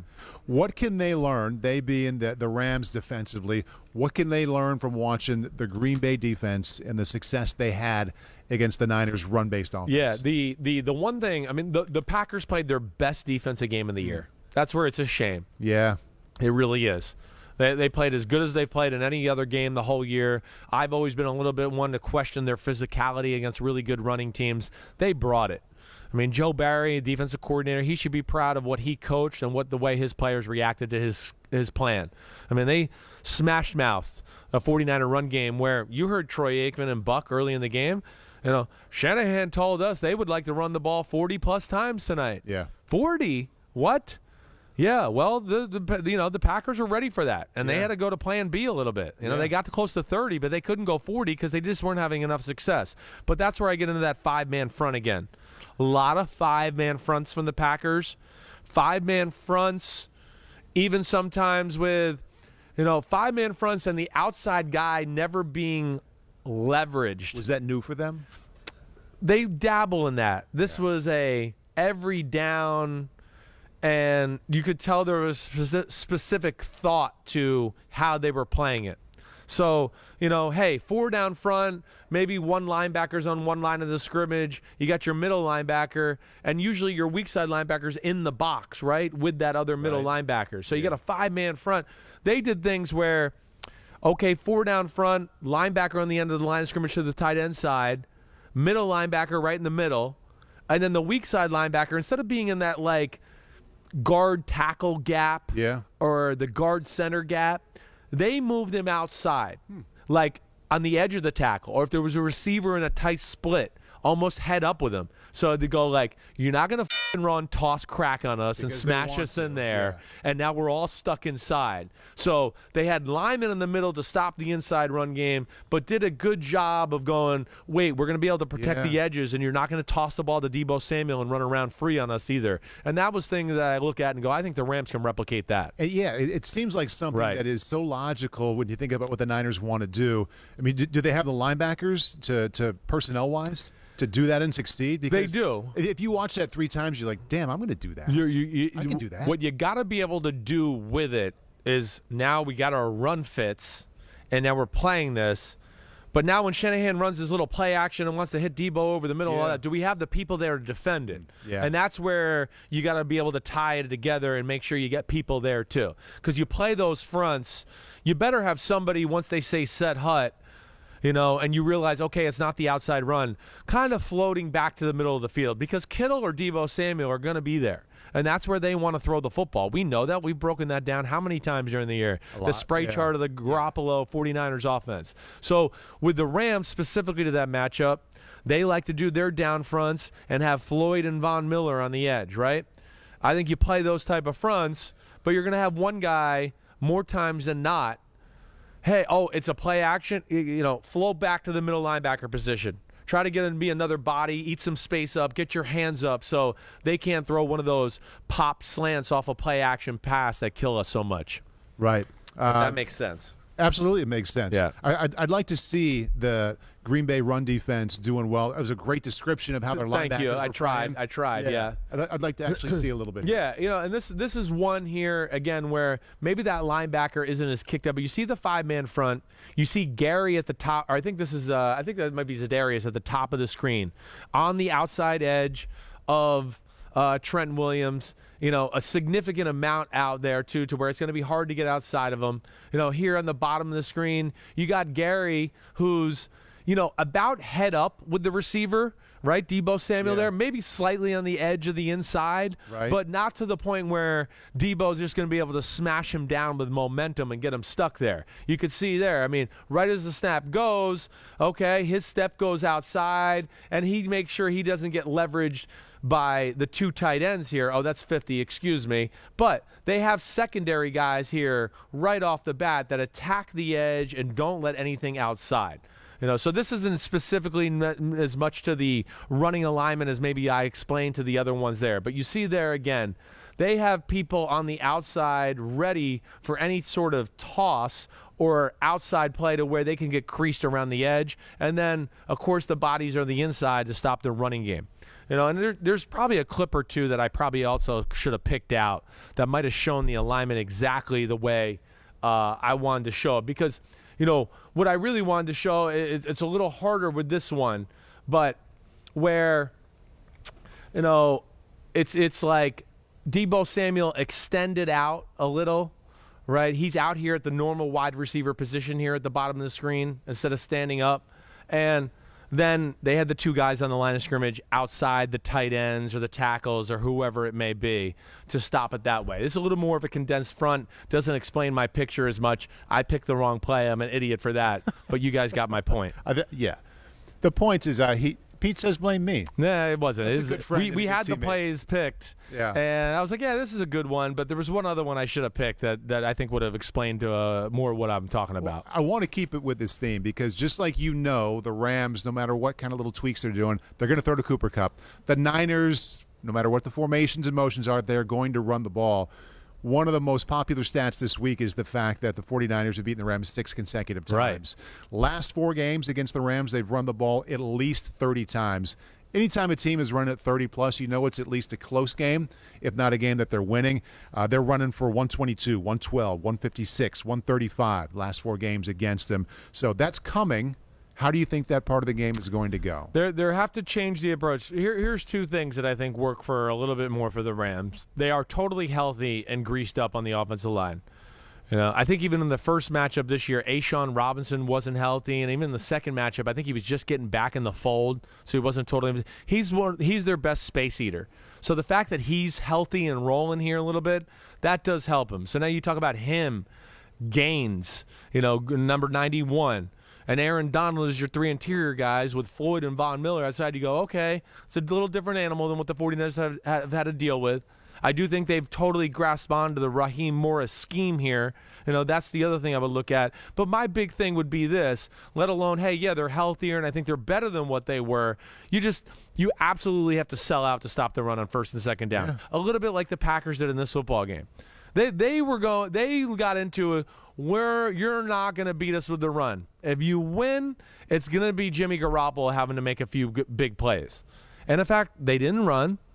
And really, Garoppolo didn't make a few good plays. It's just their special teams it up. Yeah. They're that, and I would tell you the Packers' offense let them down a little bit. Yeah. But, yeah, I think that's what I would look at it. We talked about the Rams playing a little more man-to-man. Yeah. I think you got to probably dabble in a little bit more man-to-man in this matchup too. Yeah. But for a different reason, not for being surgically picked apart, but just to go, wait, one more guy we can add to the run game. And then hopefully keep a free body or two in the middle, like I said, to stop some of the over-the-middle stuff. Right. There's a weakness with the 49ers in this area where I do think it'll be a little different for the Rams too, and it'll be a little bit like what they did to 72 Wells for Bucks this last week. The right side of the 49ers O-line is scary. Kelly and Compton, Brunskill and Kelly, 60 and 66, I believe it is. Okay. They're scary. Scary against this group, in, scary as in, I don't know. I mean, Rashawn Gary whooped their ass in this game. For them, and I'm scared for them and Jimmy Garoppolo and the fact that, again, you get to this time of the year, D-lines, it's just, man, when you have a talented D-line in these type of games, just the level of intensity and attention to detail goes up, I know, to another level. People probably go, how? The NFL is so intense all regular season. Yeah. Trust me, this is different. This is legacy changing. It's Super Bowl rings. It's extra $100,000 in your pocket. Yeah. There's a lot of things like that motivate these guys. They want to be champions. And I worry about that little aspect for the 49ers O-line. Last 2 playoff games, the win at Dallas and the win at Green Bay, really, and this is a credit to San Francisco, played out exactly the way they wanted it to. Right. They jumped out to the lead. Dallas, hey, run. Right. A little bit of Jimmy G. Right. Super tight game the entire way at Lambeau. It's cold. We can lean on the run. Yeah. What if the Rams, as I pointed out, playing much better than they were at the end of the regular season? What if it's 14-3, end of the first quarter?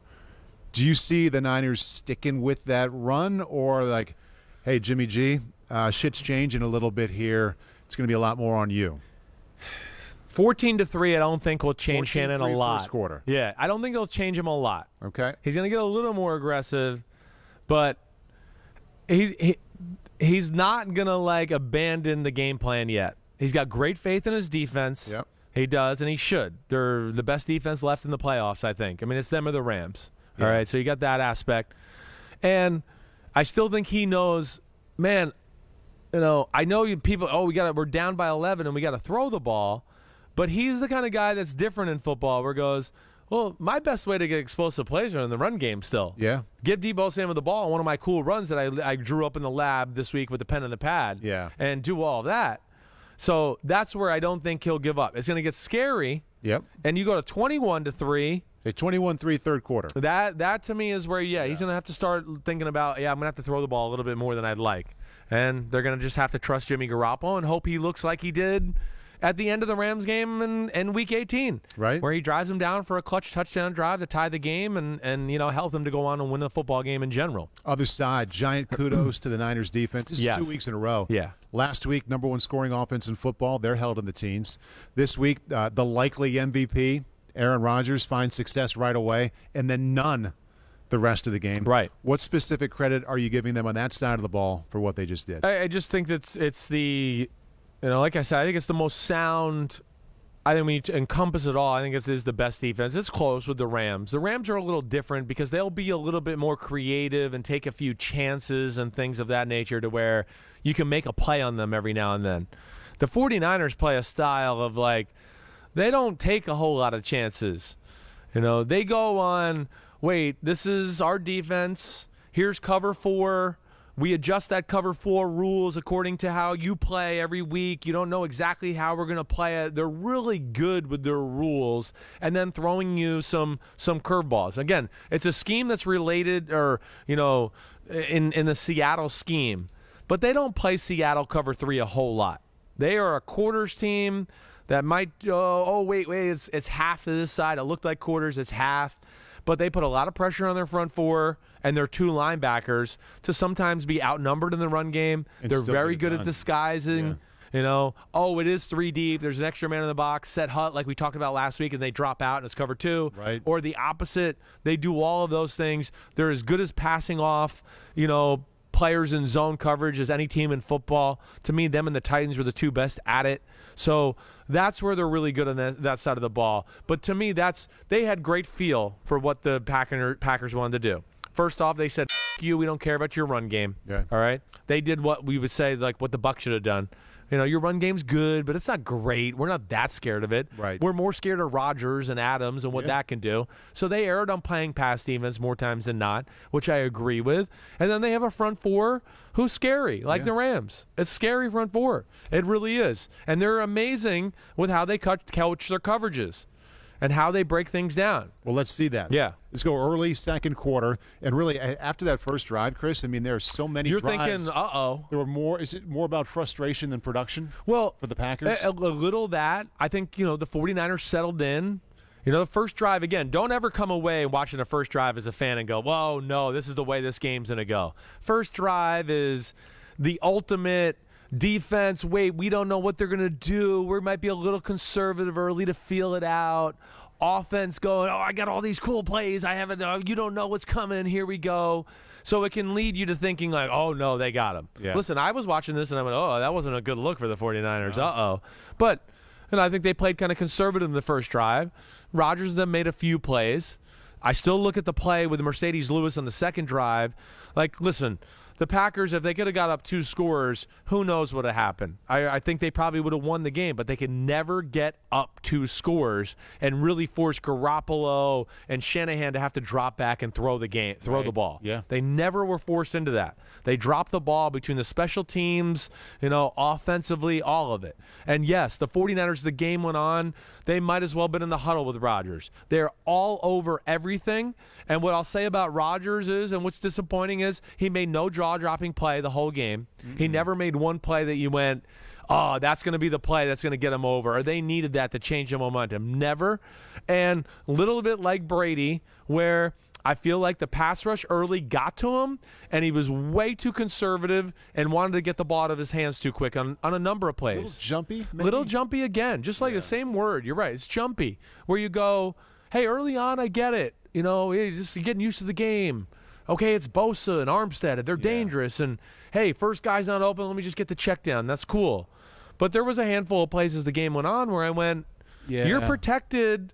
And I'm watching the film, and you didn't look at your second or third receiver. You just looked at one and just said, where's my check down? Yeah. And I'm going to go, 2's open. Right.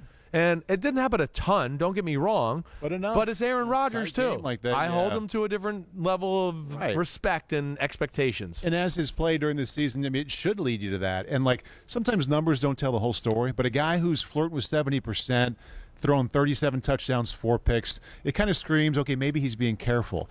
And that's what impressed me the most about his season, but he was really selectively aggressive throughout all these games. Yes, he was. He made a lot of difficult throws in addition to the smart throws too. And I didn't see as many tactical aggressive plays like you're saying. Exactly. Yeah. That part of it wasn't there. No, it definitely was not. And that's what they rely on. Again, they're the team that I questioned all year long, and I'm not trying to pat myself in the back. Again, I would have loved to see them playing this weekend. I love Aaron Rodgers as a player.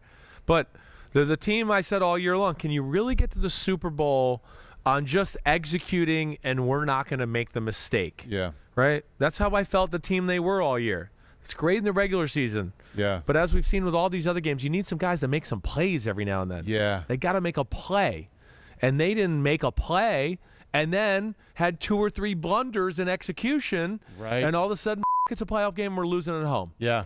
And that's where I always question them, and that's where, if you want me to sit here and put a little blame on Rodgers, I will. It wasn't easy, but I will put a little blame on them from that aspect. For as much as they were winning during the seasons, for much as I think Aaron Rodgers was the MVP going away, there was very little margin of error for how they were winning. Exactly right. Winning 1-score games, you're like, boy, if they turned it over once and they weren't turning it over. Yes. If another team comes up with a giant play at the end of the game, these are all 1-touchdown games that they're in, that because of how well Aaron's playing and their defense is good, that they're finding a way to win. I agree. But there was very little wiggle room, and it got them. Browns, Ravens. I mean, Rams the first time around. Long list of those kind of games. Right. Vikings in Minnesota where they ended up actually losing. Right. You know. Yeah, the Cardinals on Thursday night. Field goal win. Yeah. Yes, there's a lot of that. That's where it was never like, oh, wow, that's domination. They're whooping ass. You know. Now, hey, here's one other thing I'll say in defending them. Yeah. You know, they have no answers for the defense. So I don't love what I see on film, the play call wise. Okay. You know, as I've always told everybody, the 49ers are a better team than the Packers. You go through it position by position. I'm taking more 49ers players than Packers, period. I know the Packers have Aaron Rodgers. Here's another part I don't like necessarily. All right? And I know like last week, all you hear is Brady's team's not healthy. Brady's team's not healthy. Brady's team's not healthy. Brady's team's not healthy. It's all I hear all week. Yeah. And I want to go, damn, it's just two guys. He's still got Mike Evans and Gronkowski, you know. They still got a defense was totally healthy for that game. Yeah. Right? Oh, they were. I know their right tackle was out. I mean, we that was talked about more than any right tackle in the history of football last week. But here's this guy with no left tackle and two other starters that are not playing. Yeah. And they got a left tackle who's never played left tackle and no Marquez Valdez-Scantling, and nobody gives him the say they're not healthier. That's where it bothers me about sports media in general. We give one guy a little bit of an excuse card, another guy we just go, you, you're good, overcome it. And I want to go, well, wait, the GOAT's supposed to overcome it. No. He's just measly one Super Bowl Aaron Rodgers. Yeah. And, you know, but, and also, too, it speaks to the point of where the people who try to tell me, well, the Packers have weapons. Yeah, I didn't hear you in the sports media talking about how they'd have no MVS all week, this week or last week. Yeah. So he must not be that great if you don't really care to bring him up that he's not playing in the game. Yeah. So there's where I'll defend Rodgers just a little bit in that conversation. Yeah. All right. Like I said, he could have played better. I'd like to see him force the issue a hair more, not be as jumpy in the pocket. But damn, there's a lot of plays, and I showed Pete them where I go, Pete, tell me where he's supposed to throw the football here. Yeah. What's he supposed to do? I know you have one queued up here. I want to see if it's more Niners defense doing well or maybe Aaron missing something. Yeah, 3rd and 8, you know, on their own 19-yard line here. It's 7-0 game, 14 minutes left in the second quarter. You got 3 receivers to the right, back offset to the left in the shotgun, and you got, I think, Lazard on the top as the single receiver. So you see drop back here. It's a 4-man rush. It's the 49ers. You can almost always count on it being a 4-man rush. But look how they, again, what do? Paul, you looked like it was too deep. Now there's a safety coming down here on this side. They bracket Devontae Adams on the bottom. Yep. I love that. They are, again, this is where they're outside the realm of the Seattle scheme to a degree. They do some different stuff. They're going to adjust to who they're playing. They will. And they better do some of this shit this week with Cooper Kupp and Stafford coming into town. You know, so look at what they do here. I mean, again, Devontae Adams is covered at the top of the screen, all right? You see there's coverage towards the top, up top on Lazard, and the safety's kind of cheated that way, so there's like 1.5 bodies on him. You know, you can see in the middle with Randall Cobb, rewinded just a little bit, Pete. Randall Cobb in the middle. Look at K'Wan Williams. He's already playing inside him as he's trying to go inside. Yeah. So there's nothing there. You know, the back, Jones is covered by Warner out of the backfield. Yeah, maybe he has DeGuara down here in the flat, but he's still trying to evaluate what's going on upfield, and by the time he starts to figure it out, boom, the great 49ers pass rush is there. And that's where, hey, that'll come in handy for the 49ers this weekend. You get in 3rd and 8s, right. You're crazy if you don't take away Cooper Kupp. Of course. I mean, even as awesome as Odell has been looking and stuff, they still have formulate and want to go to Kupp. If they had success bracketing Devontae, won't they do the same thing against Kupp? Yes, but McVay and company are more creative. That's where I'll give them the advantage in their pass game with all their plays they have, how they line him up, their formations. That's where Green Bay, again, it's a good offense. Mm-hmm. You don't ever hear me say it's great. Right. Oh, wow. Yeah. They're good in that they run the right play into the right defense. They execute it the right way. But I don't ever come away going, man, I saw some plays in this Packers game that were so cool. Never. It's just they do it by the book. And that's where the Rams will pose a little different problem for the 49ers. So this play. Yeah, let's show this end zone play. So here you go. You see it. Go ahead. Let it play, Pete. Let's see this inside leg. Same play here still, right? And again, you see here, safety cheated over here. They allowed that corner go back just again, Pete. The corner to the right side of our screen. Look, he knows he's got help in the middle of the field. It's a tight split, so he stays on the outside of Lazard over there. You see there's nothing in the middle of the field with Randall Cobb. Rodgers at this point right here is looking at Davante Adams going, wait, I think I'm going to have him. Oh, wait, he's doubled. And then as he starts to go, okay, I got to get to number 2 and number 3, he gets sacked, right? And, again, this is what led to him later in the game, I think, a few times that I've already mentioned, where I go, the pocket was clean, and you could have got to 2 or 3, and you didn't get there because he's a little scarred by these type of plays that happened earlier. And that brings us right to that. So this was early in the second quarter. Now we go to, I think 3:45 left in the game. This might be one of his last attempts here. It is. His second to last attempt. Here we go. And, you got to look here. Oh, okay, sorry. Here we go. This is the one we're going with. Yep, here's the last play. The last 2 plays, actually, I mean, even that play right there was a great play. It's very similar to this. I told Pete, I go, we could run either one of these ones. They're great. Look what they do here. Again, here's one of your bastard looks. Who's blitzing? Who's coming? There's 5 guys at the line of scrimmage. I'm not sure. Look at the way the secondary's lined up. Who the knows who's going where with this look right here, right? So great creativity there, all right? You go, you let it go. It's a 4-man safety blitz rush. And those safeties coming from at least from some distance, right? Yeah. So they're going, and then to play it on the back end here, all right. And okay, and this is what I don't like. All right, so it's the all-out blitz. Mm-hmm. It's a little different in the way they play it. Okay, and the fact that they do have some guys dropping out underneath just in case there's a quick throw or something like that. They don't want to get gashed by it. But Rodgers just makes up his mind and goes for the hammer here to throw the post route. And as you see or anybody sees, look right here. There's Allen Lazard. Yeah. Wide open. On 3rd and 11, he would have gotten you 20. So what I want to do is, again, it's kind of a cover 3 all-out blitz look, which isn't necessarily always common in the NFL. But go back to the start of the play again, Pete, and let's just let it play. He's got time to read this out. He's got time to read it out. To me, is a little impatient. Oh, they've been getting to me. Look, I mean, just stay there. Even with that blitzing safety, he got stopped. He had time to pat the ball again and throw the in-cut or do any of that. Yeah. That, to me, was a little bit of the microcosm of the day for him and what went on. And, hey, Pete, what was the play that you had drawn up before that? That was one of the other plays that I picked out, right? Let's see this play here. Let's just talk about this. Let me see this. This is 2nd 11. Okay, a similar bastard look, but it's right before. But again, not a great play, not a great read by him. The receivers are all covered. Tight ends, right? Tight ends open, but he's like rushed and made a decision. Look, the pocket's perfect here. Yeah. So this is to me again where I know this ain't easy. I understand you've been hit a few times. The 49ers pass rush, it's ferocious, but I do expect more out of Aaron Rodgers. And for him to just make up his mind and get the ball out of here and could have been a pick 6, that's where I go, come on, man. You got protected. You got the tight end. You got Aaron Jones. And even look at Davante Adams over the middle of the ball right now. Right? He's over the middle of the ball. Look at him at the top of your screen, everybody. Right now, there. The protection's fine. Step in the pocket. You're going to have Davante Adams. Yeah. You're going to hit him at the 39-yard line. You're going to get a first down. Man, and just thinking back to what he was saying after the game, he's like, yeah, I didn't play that well.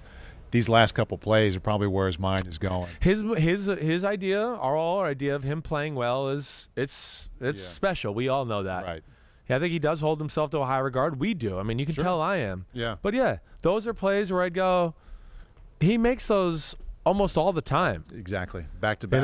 But the magnitude of the situation, the fact that he had people around him, and you are 38 years old. I don't care who you are. Like we saw with Brady, it affects you. Sure. And, yeah, but Rodgers at 38, that was disappointing. I go, come on, damn, you're too good. Hang in there. Yeah. Yeah. Tough way to end for a guy who was that awesome all season. Not only the loss, but having a couple of plays where like you said, he makes those 9 plays out of 10. 9 plays out of 10. Drive. That's why, first off, he's not like you'll never hear me again say he's the best quarterback in football. Yeah. He's the MVP. Yeah. He's not better than the 2 guys we saw on Sunday night with Mahomes and Allen. They are better than they would have hung in there. Or they would have moved around and go, I'm not just going to throw it just to fucking throw it. Yeah. I'm going to wait and get somebody open. Right. Or I'm just going to wait here in the pocket because I'm athletic enough to make something happen. And then, okay, if they start to bear on me, I'll get out. You still think he deserves the MVP from the regular season? He does, because it's a different thing, you know. Yeah. Because I've had a lot of people ask me this because they heard me say on Saturday last week, I said, these are the 2 best quarterbacks in football. And I had a few people reach out and go, well, but you said Rodgers was the MVP. Mm-hmm. All right, the MVP is how you played consistently through the year. Yeah. Right? Rodgers put more A and A-plus games together than the regular season than any of the quarterbacks in football. So that's why he deserves the MVP. But when the other 2 quarterbacks play their A-plus game, it's on a different level than Rodgers' A-plus game. They just had some streaks where they didn't have those kind of games. Exactly. They had a few games where they did dumb shit or tried to create too many big plays or were impatient or, like we said, Mahomes was throwing Kareem Abdul's sky hooks and Josh Allen was getting whirled around trying to throw balls down the field against the Jaguars and throwing interceptions. Mm-hmm. So, yes, they had some C and C- games during the year. Right. Rodgers always was in the A to A- to the it was a B+ for him. After game 1. After game 1, it was almost all A-, A+, Incredible B+. string. Yeah. Right. Yeah. Where the other guys had some falters. But when they all put him on their best game, nobody messes with Mahomes and Allen. Yeah. Did I explain that good? You like that? Yeah, all right, was cool. good. Cool. That was very well done. Cool. So before we put this pod to bed here, how about a little help from our friends at PointsBet? Let's do it. Take a peek at some fun stuff coming up this weekend. So our first bet here, most playoff receiving yards. Who's going to have the most by the end of the postseason? Ooh. So Cooper Kupp. All right, he's up there. That's the likely bet, minus 125. It's a big drop-off down to Tyreek Hill for plus 250. Well, it's real big. Where it's a tricky bet a little is you got to play the angle of who you think's going to win this weekend and add to the total yards for the Super Bowl. Yeah. Right? So Cooper starts out with 37 more yards than Hill. So he's got 37 more yards than Hill. So, really, it plays into who do you think is going to win this weekend? Mm-hmm. Because there's nobody on the 49ers at this point that can catch up. Yeah. I think these are the 4. This is it. And then it's Travis Kelce plus 275, Jamar Chase plus 320. I think that your favorite bet up there? I think it's one of the Kansas City guys. I don't mind Jamar Chase at plus 320 because I can picture them down and throwing even more than usual. I hear you there. I mean, Jamar Chase in a win or a loss having 150 or 175 wouldn't be surprising at all. I'm with you. I don't think that's a crazy thought. It's just, do I think they're right here? Do I think they're you got money, you got house money. Do we think they're going to win the game though? That's where it's too. Is go, they might outperform. Chase might outperform Hill or Kelce in this game, but they might have another game to go. Hey, we're going to rack up another 100 yards or 120 yards. You know what I mean? That's true. So that's where you got to take into account here. That's a little different. So from that standpoint, I guess I am leaning Kansas City to win the game on Sunday. I haven't picked it yet. No, you're right to bring up the fact that that's through the Super Bowl. You got to think through the Super Bowl. Not just through Sunday. Yeah, it's a game changer that way. Yeah. So I guess I lean towards the 2 Kansas City guys in that conversation. Okay. I do. All right. To the ground game, back to the full screen, most playoff rushing yards. Again, this isn't at the end of this weekend's games. Right. It's when the Super Bowl is over, who's going to have the most rushing yards? Elijah Mitchell. Easily the favorite, negative 121. He already has 149 yards, which puts him 46 yards ahead of Cam Akers, who's next at plus 400. Joe Mixon plus 600. I look at really I do look at it. I got to think it's a Rams guy or a 49ers guy. Yeah. They're different teams. They do want to run the ball a little bit. They stay patient with it. They play through their defense a little bit more. That's what's interesting about this. You're going to get 2 Magic Men quarterbacks in the AFC, and their gift is going to be go to the Super Bowl and play the biggest, baddest fucking D-lines in football. Yeah. And the ones that actually might be able to contain you. So that's what's going to be cool about the Super Bowl. But if you made me bet here, okay, Elijah Mitchell would be the one I'd go with. I don't know who I'm going to pick in the Rams 49ers game. Yeah. The other one, I just don't lose sight of Deebo Samuel.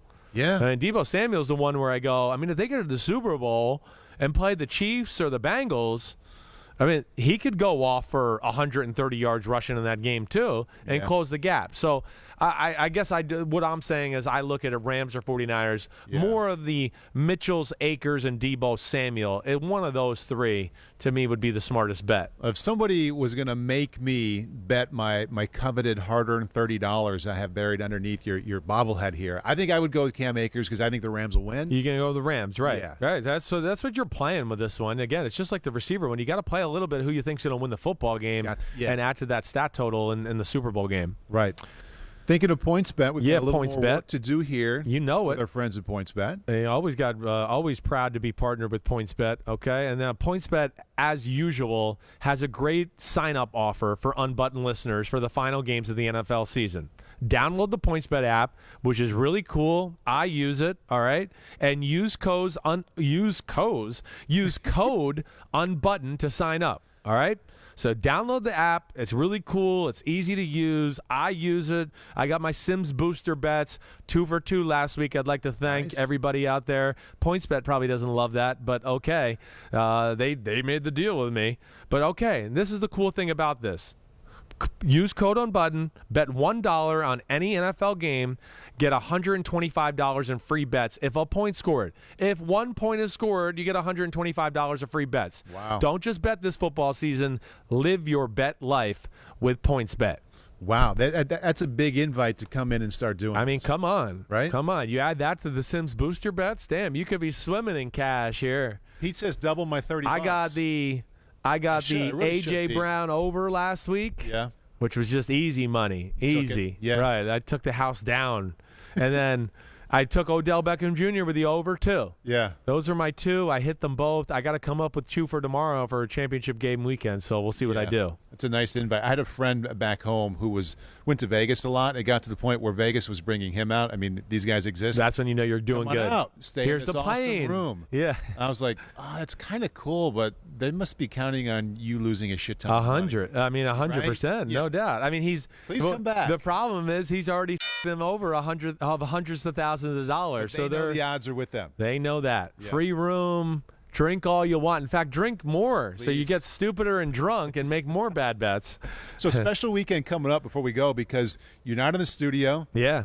Just home, couch, no TV to tend to. You just get to watch 2 games. Love it. I got a little taste of it last City. Saturday. Yeah. Oh, it's going to be definite fire, big fire blazing. Real fireplace? Yeah. Oh yeah. We got old school fireplaces in our house because I have an old house. It's almost 300 yards. Yeah. It's an old one. 300 yards long. 300 years old.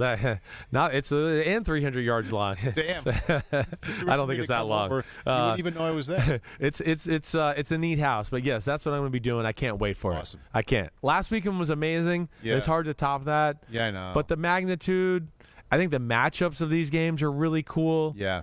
You know, McVay versus Shanahan, NFC West, the big bad Rams and all the studs. They've been bullied by the Niners. Right. Stafford.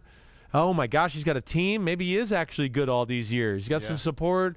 Garoppolo, damn, we're doing everything we can to replace you, and here you are, a game away from the Super Bowl. Right. We've tried to look under rocks to get people who can't throw the ball to be quarterback of this team, and you're still here and going to the Super Bowl maybe. I think it's a super cool mix because so many people picked Chiefs-Rams. Like, it's not a surprise. It's going to be fun to watch those teams play. Right. But then with those expected teams, I mean, having a new team like the Bengals, it's just fun. It is to see Cincinnati there. I'm with you. I don't love them or hate them. I just think it's cool. It is that they're going to be there because they haven't been. Right. And you have the Niners who've they've been backed into the corner for the last couple months. Right. They've had to fight. It's been playoffs since the end of November. Yeah. You're right. So You're in right. addition to the 2 favorite types, you just got also 2 unexpecteds. Yeah. I just think it makes it super cool. I mean, the other games, the AFC, the offensive weapons, the 2 magic men at quarterback. Burrow has officially reached the, He's in there. top tier quarterbacks in football. He's definitely in top 5. I have a hard time thinking not. Yeah. I mean, he's right on the outside looking in from Mahomes and Josh Allen and company. Yeah. So, that matchup there, can they protect him? Yeah, I don't know if they can. If they can, I don't know. He's still some slippery son of a bitch who can make a bunch of plays. So that's what's crazy, and it's going to be cool to see.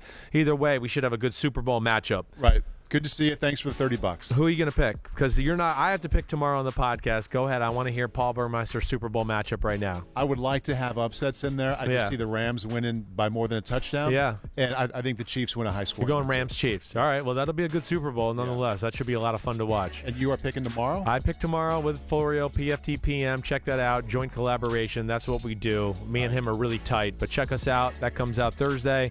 Everybody, hope you enjoy the Wednesday What the F Happened podcast. You know where to find me. Send in more questions, whatever you got. Subscribe, rate, review.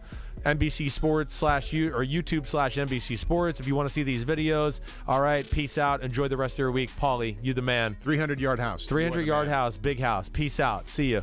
Peace.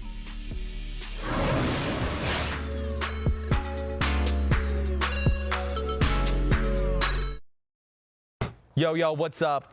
Come on, man. Subscribe on YouTube to Chris Simms Unbuttoned podcast. I need you. Please hit the subscribe button, please. Hi, I'm Mike Tirico, and thanks for watching. Make sure to hit subscribe for the latest news and highlights from NBC Sports.